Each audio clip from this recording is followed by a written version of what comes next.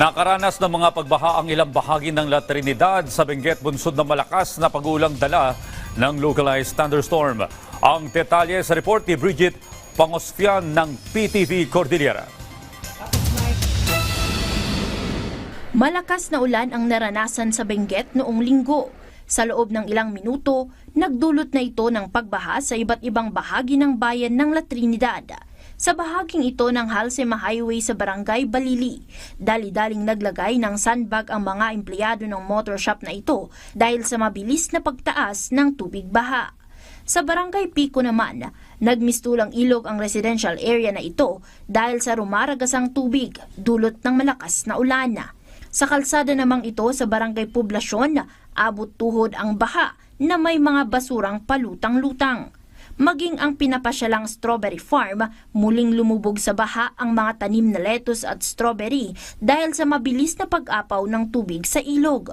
Paliwanag ng Pag-asa, localized thunderstorm ang nagdulot ng malakas na pag-ulan noong linggo. Ayon sa Pag-asa, kahit 50 mm lang na ulan ang buhos sa isang lugar, maaaring magdulot ng pagbaha. May 50 millimeters na mag-cause ng flooding. Mayroon namang mas mataas, mayroon mas maliit pa nga. So, depende sa area yan. Ano? LGU ang nag-establish ng threshold nila. Sila ang nakakaalam ng kanilang area. Kung organized area siya at may problema ang kanilang waterways, ito pa, may kwan na yun, pwede nang mag-cause yun.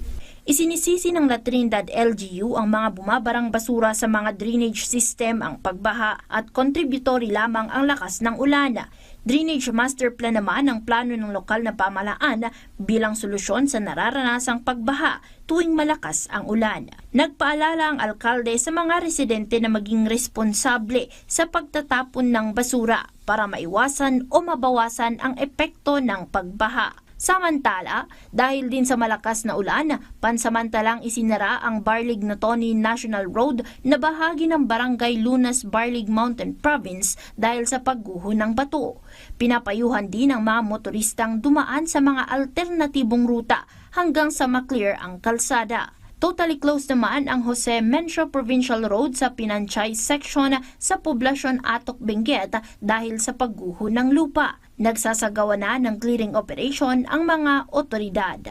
Bridget Marcasi Pangosfian para sa Pambansang TV sa Bagong Pilipinas.